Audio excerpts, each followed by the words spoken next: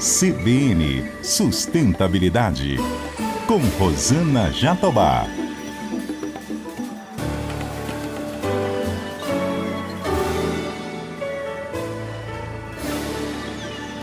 Oi, pessoal, tudo bem? O CBN Sustentabilidade de hoje aborda a agenda ESG no setor de bebidas.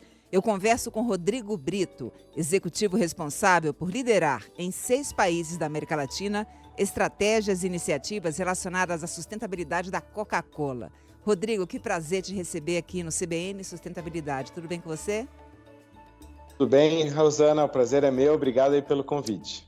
Rodrigo, quando eu estava me preparando para te entrevistar, o meu filho de 11 anos falou para mim: mamãe, você tem uma incumbência, trazer para casa a fórmula da Coca-Cola. Então, revela aqui para os nossos ouvintes.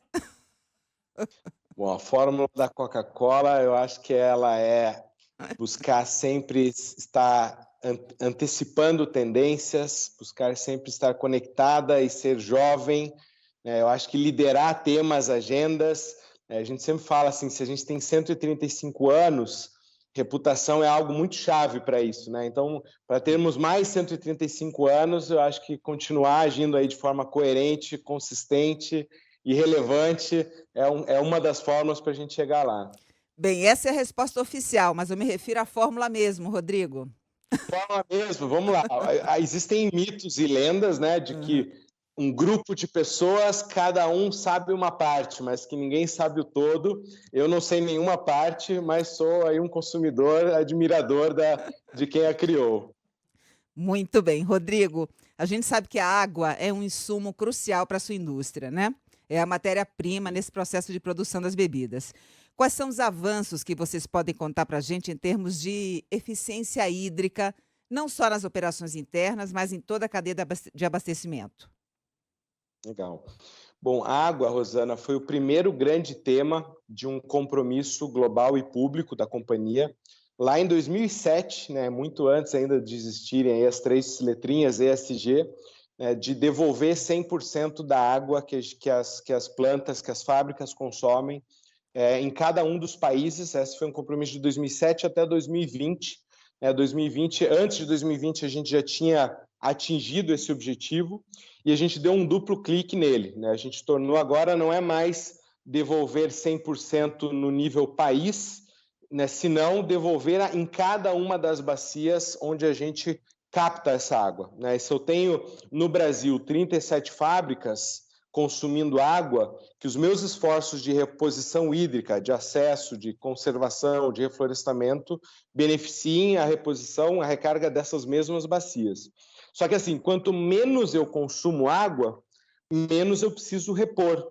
Então, a reposição, essa circularidade da água, está muito relacionada à métrica de eficiência, que é o que você perguntou. Então, eu acho que assim, se a gente trouxer dados aí dos últimos 30 anos, 30 anos atrás, para cada litro de bebida, Coca-Cola consumia 2,56 litros de água. Então, 1 litro de bebida mais 1,56. Esse número hoje no Brasil é 1,51. Então, além do 1 litro de bebida, eu consumo 0,51 litros, considerando todas as somas de usos em fábrica, né? Desde lavagem de caminhão, de esteira, consumo dos funcionários. E aí, além da questão de fábrica, esse novo compromisso até 2030 envolve também cadeia. Como é que eu diminuo o consumo de água nos fornecedores de frutas, de açúcar, de todos os insumos que são utilizados aí para a produção dos nossos produtos. Bem, nesse esforço de conscientização da cadeia indireta, o que vocês fazem na prática? Na prática, eu vou dar um exemplo. A gente tem contratos com empresas que fornecem monitoramento em tempo real, setorizado, quanto cada setor de uma cadeia, de uma plantação, de uma fábrica está usando para identificar quais são as oportunidades ou vazamentos de melhoria.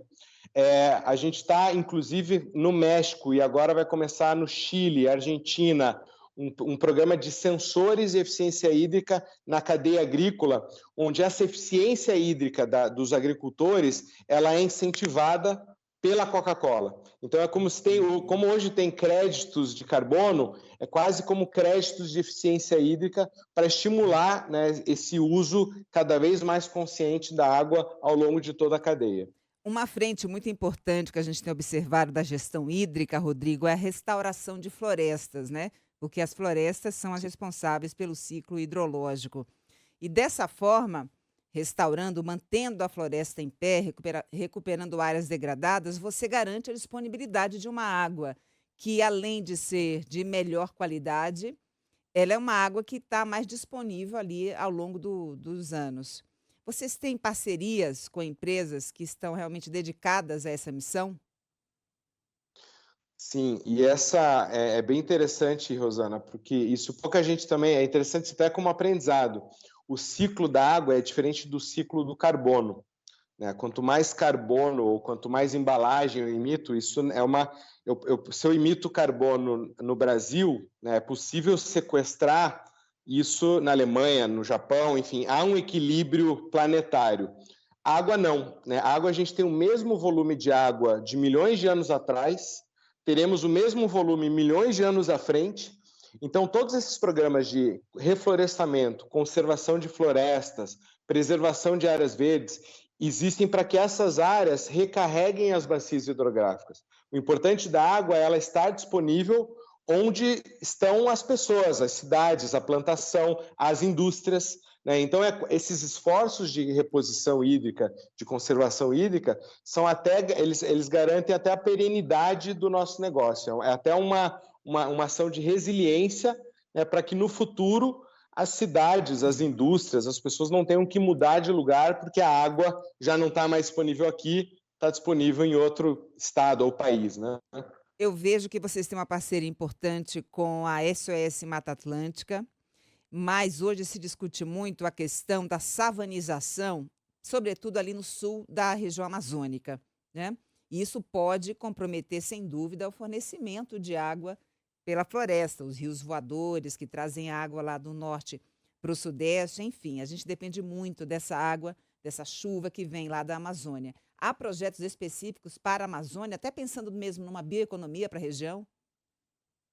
E eu acho que é um dos programas mais antigos da Coca-Cola Brasil, falando agora, né? A gente tem, desde 2009, uma parceria com a Fundação Amazônia Sustentável, né, a FAS, chamado Bolsa Floresta, né, que garante a preservação aí de 103 mil hectares de floresta amazônica. Isso tem junto aí a Fundação Bradesco, Governo do Estado do Amazonas, mas é um programa super reconhecido aí pela ONU, uma série de atores. Sempre que eu vou para o Amazonas, visito a FAS, tem algum PhD, algum pesquisador de fora, porque é um programa muito reconhecido fora, né? Além da questão climática dos rios voadores, é um tesouro em termos de biodiversidade que a gente tem que manter e preservar. Só que fora, além da Amazônia, que você perguntou antes, eu não te respondi, Rosana, a gente tem feito muitas parcerias com atores locais, né? Comitês de Bacia, Associação Caatinga no Nordeste, Instituto Cerrados em Brasília, a Fundação Serra do Japi em Jundiaí. Então, a gente tem buscado essa descentralização ou essa reposição hídrica em várias regiões, em várias bacias. Mas a Amazônia, em termos de área, hoje é a maior área preservada, um investimento aí que supera já mais de 30 milhões de reais. Só que não basta apenas investir, destinar recursos para a preservação dos patrimônios naturais se ele continua sendo ameaçado pelas atividades predatórias ali. Então, a pergunta: Sim. o quanto para vocês é importante investir em monitoramento, fiscalização e educação das comunidades que habitam uma região como essa? Eu acho que isso é bem importante, porque o montante, ele vai gerar, o montante de investimento, né? Ele vai gerar um resultado bom, médio, excelente ou ruim, muito relacionado a como ele é aplicado, por quem, né? E de que forma isso é acompanhado. Então, além desse programa Bolsa Floresta, o Bolsa Floresta ele é feito em parceria com as comunidades. As comunidades têm incentivos, né, para desenvolver turismo, né, para desenvolver projetos e alternativas econômicas locais que não, né, que são melhores, mais atrativas e mantêm a floresta em pé em comparação a derrubar. Né? Então, um projeto que é bem interessante também na Amazônia com Imaflora, né, desde 2016, chama Olhos da Floresta. né? Hoje, Rosana, isso é interessante, isso começou como um projeto e hoje já não é um projeto, isso é a própria cadeia de fornecimento. Hoje, 100% do nosso Guaraná, do Guaraná que a gente compra para Fanta Guaraná, Quat, Guaraná Jesus, 100% vem do Amazonas, né? Isso tudo é monitorado por satélite, né, com Imaflora, né, que tem, e é uma cadeia que hoje envolve mais de 3.000 pequenos produtores, só que além do Imaflora e além da Coca hoje comprar 100% do Guaraná, isso que você comentou, a gente tem, por exemplo, o João, né, que é um técnico agrícola que mora em Manaus e ele conhece as associações de produtores, as famílias, os agricultores, pelo nome. Então, eu acho que é isso, assim, essa proximidade, né, no campo, na ponta, né, para conseguir, inclusive, identificar oportunidades de melhoria. Né, e fora todo esse trabalho de cadeia, a gente conecta iniciativas, preservação, acesso à água, né, fortalecimento da cadeia produtiva, né, em áreas importantes como a Amazônia. Eu posso até testemunhar, viu, Rodrigo, porque eu estive há cerca de 4, 5 anos, não me lembro exatamente, no lançamento do plano de sustentabilidade de vocês lá. E Legal. pude atestar exatamente um pouco dessa abordagem que vocês fazem ali naquela região. Agora, falando de Legal. embalagens, Rodrigo, a gente sabe que o plástico hoje é considerado um dos maiores desafios do ponto de vista ambiental, né, para a gente enfrentar a crise climática. É de fato um vilão do meio ambiente. Em 2018, vocês assumiram o compromisso global Mundo Sem Resíduos e tem a meta de coletar e reciclar 100% das embalagens que são comercializadas até o ano de 2030. Essa é uma meta ambiciosa, sobretudo porque o relógio está correndo, não? Essa é a meta ambiciosa e a cada dia que passa é um dia menos, né? Então, o meu foco, a minha energia, aí 60% quase de todo o nosso tempo e investimento está relacionado à circularidade, à coleta, a investimento. E aí, Rosana, o que eu acho que é importante, né, quando a gente fala de ESG, sustentabilidade, é relacionado à coerência e consistência. Né? Coerência no sentido de que se eu coloco, né, mais de 100.000 toneladas de PET, né, por ano no mercado, quantas 1.000 toneladas de PET eu coleto através de esforços diretos? Né? Então, eu poderia, né, fazer alguns pequenos programas, né, de coleta, mutirões, né, mas qual é o total de volume que está sendo coletado pelo conjunto de iniciativas? Esse é o indicador central, né, a gente chama de Direct Collection Rate, ou taxa de coleta por esforços próprios. Né? Hoje a gente tem programas, né, um programa desde 2017, em parceria com outras empresas, né, em parceria com a ANCAT, que é a Associação Nacional dos Catadores, chamado Reciclar pelo Brasil. Esse programa ele coleta 110.000 toneladas de resíduos por ano, né, já está desde 2017, então já foram 500.000 toneladas, isso através de 220 cooperativas de catadores em 135 cidades. Mas isso é o total de material. Quando eu falo PET, né, e aí depois eu vou falar um pouquinho sobre plástico versus outras cadeias, porque acho que é importante aproveitar esse espaço também para isso. Mas falando de PET, a gente tem outros programas que se somam a esse. Então, Sustenta PET, esse ano está coletando 42.000 toneladas, parceria com FENSA, Sul e Sudeste. Recicla Solar, 8.000 toneladas no Nordeste brasileiro. Recicla Andina, Rio de Janeiro, mais 8.000 toneladas. Então, a gente está avançando aí a cada ano, está aumentando cerca de 10% essa taxa para conseguir chegar lá em 2030. E aí, muito rapidamente, né, a gente fala muito do plástico, Rosana, mas o plástico PET, por exemplo, ele tem 5 a 10 voltas, podendo virar novas garrafas, para depois virar edredom, virar cabide, virar face shield, virar uma série de aplicações. Então, ele é um material muito circular. Né? Alumínio é super circular, vidro é muito circular, mas o plástico também é, inclusive, até mais circular do que outras embalagens, né, que não têm tantas voltas no seu ciclo. Então, a gente, obviamente, usa ele muito, né? Então, ele gera um impacto significativo, mas em termos de reciclabilidade e circularidade, ele está avançando muito a coleta, o valor do PET para coleta, para reciclagem, tem crescido muito. Então, muito mais gente hoje está coletando e eu acho que ele vai deixar no futuro, isso é uma aposta minha, ele vai deixar de ser tanto um vilão pela própria cadeia que tá avançando em termos de coleta, resina reciclada e circularidade. E parte, né, do alcance dessa meta de deixar de ser um vilão, né, de derrubar alguns mitos, se deve ao fato de você conseguir trazer qualidade de vida, gerar renda e emprego para muita gente. Nós temos hoje no Brasil 1 milhão de catadores e catadoras, espalhados aí, muitos nas cooperativas. Então, é importante que se veja, né, com muita clareza também o impacto social positivo, Rodrigo. E coisas simples, Rosana. Por exemplo, a gente esse ano mudou, já tinha mudado no Chile, na Argentina, mas agora mudou no Brasil e em todo o mundo. Uma coisa simples, mudar a cor de uma embalagem. Né? Sprite, por 80 anos, foi uma embalagem de PET verde, né? Por conta de estética, né? Interesse, né? A adesão do consumidor. Né?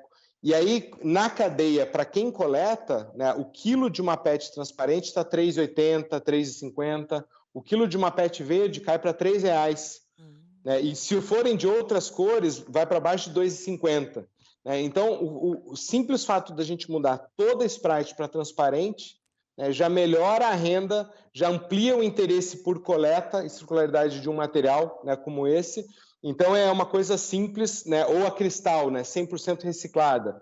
Só o fato de você colocar 100% das garrafas 600 ml de Cristal vão ser recicladas. Isso nos obriga, por mais alto que seja o custo da resina reciclada, nos obriga a fazer isso sem aumentar preço, ajuda a desenvolver a cadeia, né, e garante que, por ano, eu deixe de colocar milhares de toneladas de resina virgem no mercado. Né? Acho que puxando essa cadeia que você comentou. Muito legal, não sabia dessa história do Sprite. Muito interessante. Nova, essa foi agora. E só para complementar ainda, Rosana, porque eu acho que é importante isso para a gente que é brasileiro, latino-americano. A América Latina hoje, o Brasil já está em 20%, a América Latina 34% de todo o volume de tudo que de Coca-Cola Company, né, vende na América Latina já é através das retornáveis. É uma embalagem que a gente compra, consome e leva o vasilhame de volta. A retornável, ela é linda porque ela é a circularidade que não passa pela reciclagem. Né? A reciclagem também dá circularidade. Isso mas é a muito retornável, interessante, né, Rodrigo? Porque na medida em que muito... você consome ali a bebida e você retorna ao ponto de venda, devolvendo os cascos, eu acho que realmente é um ciclo virtuoso, porque você economiza energia e preserva a matéria virgem para a produção ali da embalagem. Eu me lembro quando eu era pequenininha, meu pai, quando ia fazer compras, levava a gente e ele levava os cascos, né, para fazer para devolver. E você acha que pega? Porque tem uma questão cultural aí, né? Algo que era moda, digamos assim, no passado, agora existe um esforço, não só a sua indústria, mas todo mundo está muito empenhado nesse sentido. Será que cola de novo? Eu acho que cola. A gente já vê, por exemplo, no Chile, por exemplo, Córdoba, eu estive na Argentina, várias regiões inteiras que já é 40%, 50% do consumo já vem através de retornáveis. E não é só pela questão de preço. Né? Ainda culturalmente, a gente tem essa visão de que eu pago só pelo líquido, portanto é mais barato. Isso está muito impregnado na cultura aqui brasileira. Mas em outros lugares não. Né? Porque eu sei que tem toda uma cadeia para coletar, limpar, reenvasar. Né? Então, a questão da consciência ambiental, hoje a classe A, B, né, já consome a retornável em vários países, né? Europa, Chile, Argentina. Né? Então, eu acho que pega e a gente tem feito muito esforço para pegar, Janaína. Garrafa virtual, incentivos, promoções, né? Trazer esses atributos de ESG para além do preço, falar com os nossos parceiros de redes varejistas, né, para avançar nesse tema. Então, é um esforço que a gente espera que espera e tem metas e está investindo muito para que isso dê resultado.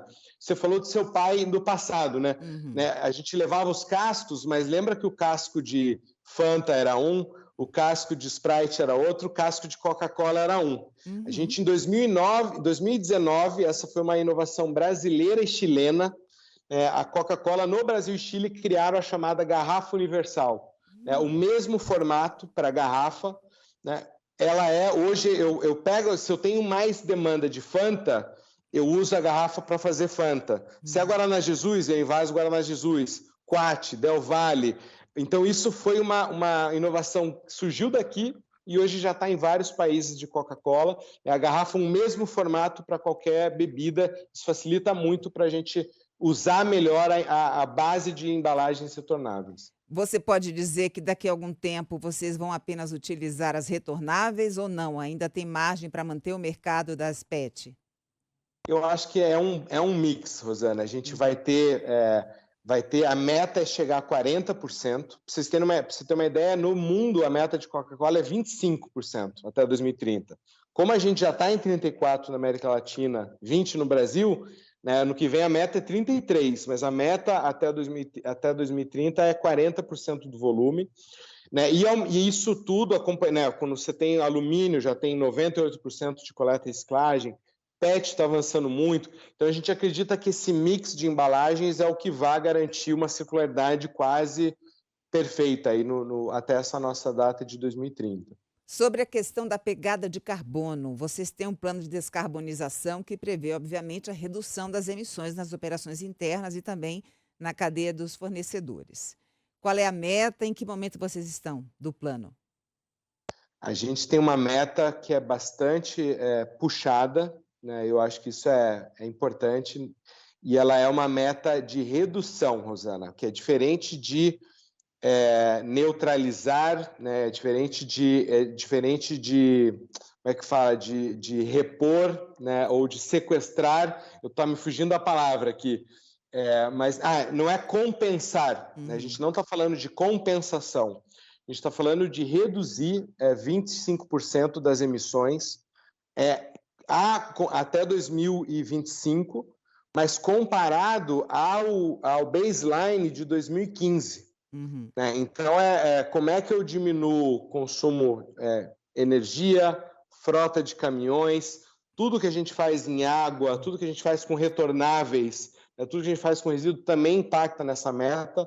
Né? E esse conjunto de metas, né, todas que eu comentei, hoje está, inclusive, no bônus, né, na remuneração da liderança, dos executivos, da diretoria, e é um dos assuntos mais discutidos em reuniões, por exemplo, com investidores, com stakeholders. Então, não é uma coisa só da área de sustentabilidade, tá a área jurídica, tá a área técnica, tá a fabricante, e eu acho que isso ajuda muito essa agenda a avançar aqui na Coca e, enfim, servir como exemplo também para outras. Eu imagino que quando você diz que não, a meta não é compensar, é porque existe de fato aquela velha discussão de que compensação é uma licença para poluir, que a obrigação da companhia é reduzir as suas emissões. Agora, Rodrigo, há algumas indústrias que são muito poluidoras, em razão exatamente da natureza do negócio, elas não conseguem fazer essa redução total. O jeito é tentar, então, compensar as emissões. Eu acho que eu não tô desmerecendo, eu acho que ela é necessária, ela é positiva, mas também é a mesma lógica da água, né? Quanto menos água eu consumo, menos eu tenho que repor. Quanto menos embalagem reciclável eu consumo, eu coloco no mercado, menos eu tenho que coletar. Quanto menos emissões eu tenho na minha cadeia, menos eu tenho que compensar. Eu acho que compensação é válido. Eu acho que compensação, por exemplo, também tem formas de fazer. Né? Eu posso compensar com carbono numa área de pinos, de eucalipto, ou eu posso compensar numa área de mata nativa rica em biodiversidade. Então, eu acho que ao passo que a gente avança nesses temas e agendas, a gente também vai ter mais critério, né, como é que fala, os aspectos também qualitativos. Então, eu acho que a gente avança no sentido de consistência, né, relevância, e eu acho que compensação é ótimo, mas isso não pode diminuir o seu interesse, seu esforço em diminuir, né? Olha, a Coca-Cola é um produto que está na nossa vida, né? Não tem como você fugir, realmente é algo que é muito presente ali no dia a dia. Existe um esforço mundial no sentido de saudabilidade das bebidas. Então, se você tem um produto que tem açúcar, que tem sódio, isso pode repercutir na saúde da população, é bom que a empresa cuide desse aspecto. Eu vi que recentemente, até mesmo promovido por um movimento da Michelle Obama nos Estados Unidos, a empresa se comprometeu a reduzir a quantidade de sódio Agora não, Uhum. não me recordo exatamente o percentual, mas enfim, um sinal claro de que estava muito preocupada mesmo com o impacto na saúde da população. Como é que vocês têm encarado isso no Brasil? Tá. Cada país tem um paladar diferente, né? Acho que isso é uma curiosidade que volta à sua pergunta inicial do seu filho, né? Uhum. Por exemplo, o dulçor de uma Coca-Cola na Índia é maior do que no Brasil, né? E essas mudanças, elas são feitas, por exemplo, quanto mais a gente, antigamente, há poucos anos atrás, vocês podem lembrar, tudo que era campanha de Coca-Cola, seja na propaganda do Rock in Rio, né, num festival, na TV, era a Coca-Cola original, sabor original. Hoje, a Coca-Cola, que é a heroína dos comerciais, já é sem açúcar, que passou por muita reformulação para ter um sabor quase igual ou melhor. Eu prefiro a sem açúcar, eu já preferia antes, inclusive. Uhum. Né? Então, a sem açúcar ela tem crescido, Rosana, a 2 dígitos, né, ano a ano.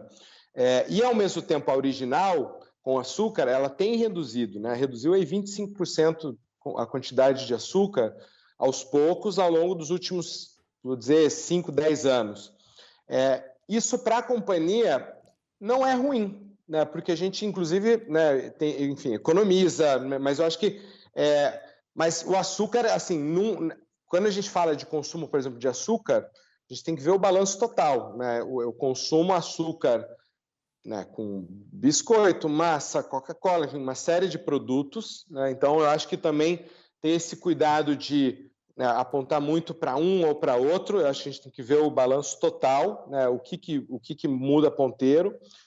No caso de sódio, eu não sou da área técnica de fórmulas para entender, mas eu já tive várias conversas com pessoas da área.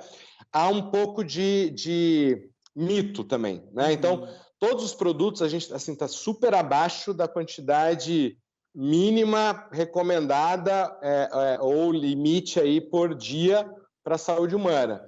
Mas volta e meia tem, né? Como qualquer boato, fake news, uma coisa de gerar clique, de gerar, por exemplo, Coca-Cola vai comprar o aquífero Guarani.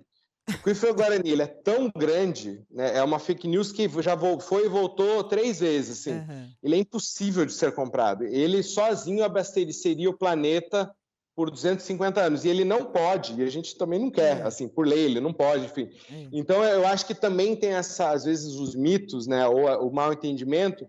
Vale a pena dar uma conferida, né, perguntar para a técnica. Tem uma área que a gente chama de eboato, que esclarece essas dúvidas, né, de fórmula, de açúcar, de adoçante, de sódio, mas ao mesmo tempo, assim, o time de fórmulas, por exemplo, já tem vários países leis de rotulagem, alto em sódio, alto em açúcar, alto em vários países foi até positivo o impacto da lei, porque as pessoas achavam que Coca-Cola tinha muito açúcar e tem menos do que suco, por exemplo. Né? Uhum. Então, né, o suco que a gente acha que é super saudável tem mais açúcar do que uma Coca-Cola. Né?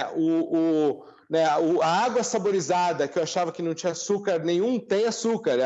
Então, acho que as áreas de fórmula também estão se adaptando muito ao paladar e a legislação para ter produtos, né, cada vez mais saudáveis, e fora o esforço de portfólio. Né? Pouca gente, nem todo mundo sabe que Mate Leão, Del Valle, Verde Campo, tudo isso é Coca-Cola, né? Não só os refrigerantes, água cristal. Então, esse esforço também de uma empresa total de bebidas é nesse sentido de, né, chá, por exemplo, é super legal, assim, a proposta de valor de chá é para quem quer uma bebida mais saudável, né, que repõe energia, baixo teor de açúcar. Então, a gente tem buscado essa ampliação de portfólio e também comunicar isso para não ficar tão atrelado a questão de uma categoria de bebidas. Bem, legado é algo que está realmente aí disseminado na cultura corporativa dessa marca.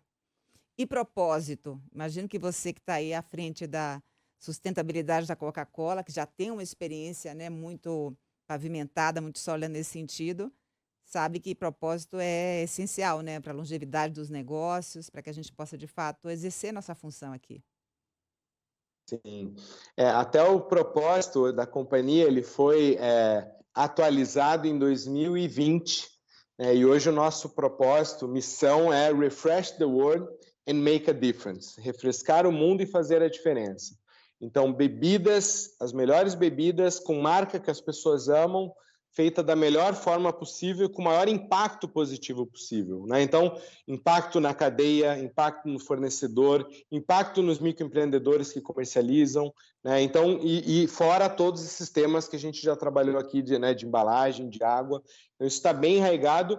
E aí, sobre legado e futuro, né, Rosana, eu acho que eu recebi um legado, né, de pessoas que começaram isso quando eu era ainda uma criança, né? Ou muitos anos antes de eu entrar. Então, uma série de parcerias, uma série de erros, uma série de acertos. Né? A minha diretora, Andréa Mota, Silmara Olívio, elas sempre falam que quando elas estavam anos atrás na Coca, a Coca tinha aquela Coca-Cola dourada no Natal, a embalagem rosa, a embalagem azul de Sprite. Hoje em dia isso não é nem pensável, assim, porque a gente sabe que depois não vai ser coletado e reciclado. Então, alguns avanços eu recebi de herança, do legado de outros, né, e a gente espera que o que a gente faz como time, né, vire herança positiva de quem vai continuar esse legado lá para frente. Rodrigo, muito obrigada, viu, pela sua participação aqui no CBN Sustentabilidade. Parabéns pelo seu trabalho aí na Coca-Cola e eu te encontro numa próxima oportunidade. Obrigado, Rosana. Um prazer. Obrigado a todos aí. Tudo de bom. Um abraço. Eu tomo de vez em quando a zero, viu? Geladinha. Com a minha zero aqui também, ó. Retornável ainda. Um beijo, Rodrigo. Até mais. Beijo. Tchau, tchau. Eu conversei com Rodrigo Brito, executivo responsável por liderar em 6 países da América Latina as iniciativas relacionadas à plataforma de sustentabilidade da Coca-Cola. Além de ter acesso ao conteúdo pelo YouTube, você também encontra essa entrevista no site, no aplicativo da CBN ou na sua plataforma preferida. Colaboraram comigo aqui no CBN Sustentabilidade, minha linda produtora Letícia Valente, nos trabalhos técnicos, meu lindo Daniel Mesquita, e na edição Rafael Furugem. Um beijo para você e até semana que vem. CBN Sustentabilidade, com Rosana Jatobá.